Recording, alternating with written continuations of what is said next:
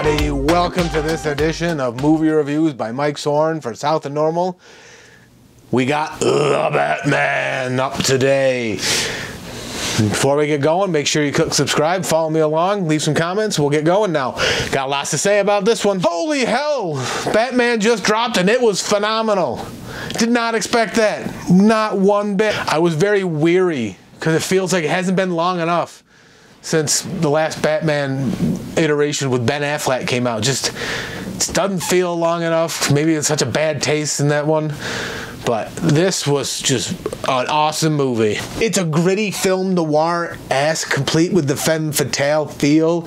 Got the whole detective vibe, that dark eeriness about it. It's not really the Marvel-esque comic book movies we've grown accustomed to over the past decade or so. It's dark, it's gritty, it's just so good. You got Batman playing he is the detective in this one. He's not just showing up and beating the shit out of people all the time. He does. That's still in there, but he shows up and tries to figure out the clues. They know who did it, they just gotta catch him. So there's that solved. But never in my mind would I realize that making Batman a film noir was the best choice for Batman. Nolan's films were great. Burton's films were meh. And it's just, this is the launching point for Batman now. This is where Batman needs to stay and only get better. No going back, folks. Don't go backwards, please. It's got quite the cast. I mean, thankfully, the previews did not just list the names of who's in it, even though there are a lot of people in it. You got Robert Pattinson, Zoe Kravitz, Colin Farrell, John Turturro, Jeffrey Wright, Paul Dano, and Andy Serkis as Alfred. Those are some great talents right there. Dano is underrated, underutilized. In this role as the Riddler, he was just perfect.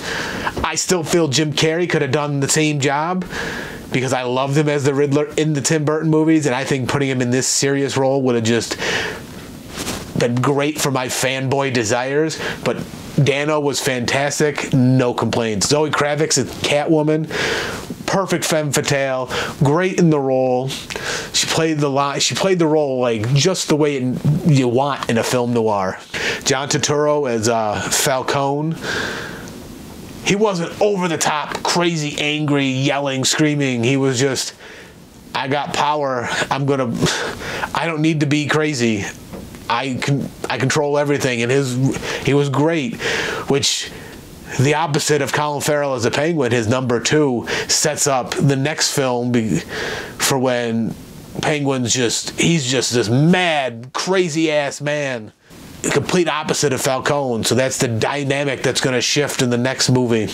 Only issue I have with Colin Farrell as the Penguin, where the hell was his umbrella? He's supposed to have an umbrella. But I haven't seen Colin Farrell in anything in a long time.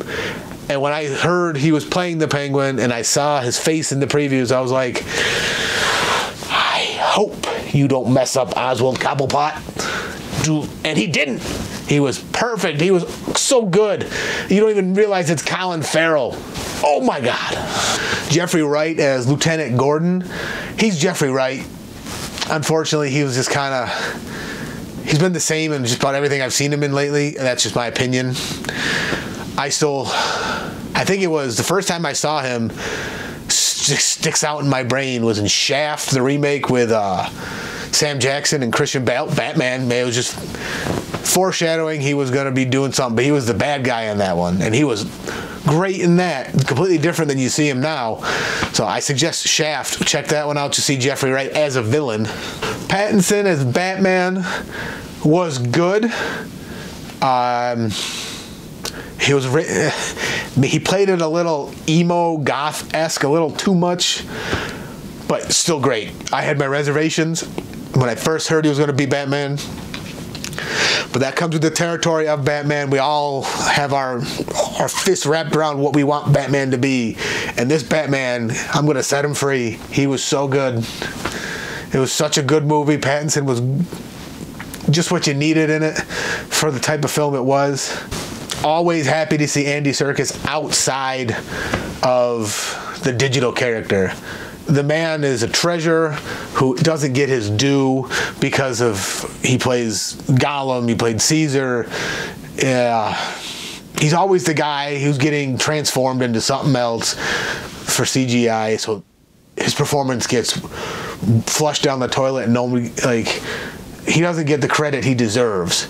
The fans love him. The fans will be like ringing bells and honking horns and give this man his award already. They're all behind him, and it's always good to see him outside of that role. While Alfred's role in this was small, Serkis was great as the Alfred. I already mentioned Paul Dano. Dano was the crazy Riddler, and boy was he crazy. And boy did he deliver the intensity that I didn't know the Riddler needed. It was just pure psychotic chaos that the Riddler wanted, and Dano just to the T took this role and defined it to something we didn't know we needed. His story is just it's complex, and it weaves around. It's got the main plot of who the Riddler is, the subplot of Catwoman's story, the next subplot of who's the rat, all these little things that are woven into this big, epic 176-minute film. Yes, it may have been too long, because there were times where they hung around a scene too long. They hung around in silence too long. They hung around doing something too long, and just tighten it up, and it would have been just that much better. It was still phenomenal at 176 minutes. Cut it down, it would have been even more phenomenal. Maybe it would be worse. I don't know. What we got was perfect. So the only downfall I have was it did drag. Kravitz and Pattinson play well together in the role of the detective and the femme fatale that from the noir genre there. It's the chemistry's there, the acting's there, the way the story's told is just classic noir. Like, the guy can't get the girl in the end. He's dedicated to the job. And then this whole story hinges on Batman's been around for 2 years now. 2 years. We don't have to see him deciding to be Batman, building all the tech, putting all this stuff together. He's been doing it. Now he's finally realizing the leader hero he needs to be. And at the end, he can't go with Catwoman. He can't go with his femme fatale. And he's got to stick to the job because his one true love is fixing the city he grew up in and resides in, and righting the wrongs of his father. Holy hell, this movie was just way better than I anticipated initially. Link to when I reviewed the preview is in the description, so you can see how I was hesitant. I was not feeling it. I was on the fence. But gee, I was wrong. I should have been feeling this. Oh, so good. And it's not like I said, it's not the classic comic book where it's just we're fighting these CGI battles where it's not really people doing anything. This is gritty, human on human, not human on alien, human on computer. My only issue, and it's with all Batman, not just this movie, all Batmans. You got Bruce Wayne, a billionaire, genius, inventor, makes all these crazy gadgets, the suit that can withstand anything. Where's the voice modulator? He just starts talking. It goes like this when he's Batman. I'm not. You don't know who I am. I'm Batman. And he just scream. The Ghostface Killer, a dollar store version of Batman, if there could be a comparison, has a voice modulator. When why can't Bruce just build something in that he's wearing a contact lens that acts as a camera? You can't build a voice modulator in? What's going on, Bruce? What's going on? The Batman in theaters now. 176 minutes. Well worth it. I started my timer to see when I'd get bored because I thought I was going to be.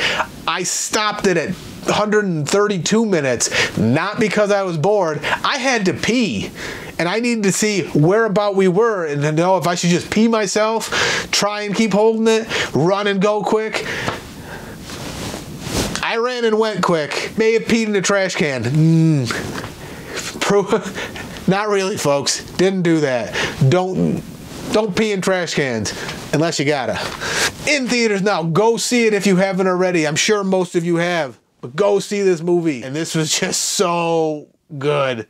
It was uplifting in this journey I'm on to review the movies I'm seeing. It just gave me the energy to continue. More on this one to come. Follow along, subscribe, leave some comments so you know when it's coming. You guys are awesome. I'm Mike for South of Normal. Till next time.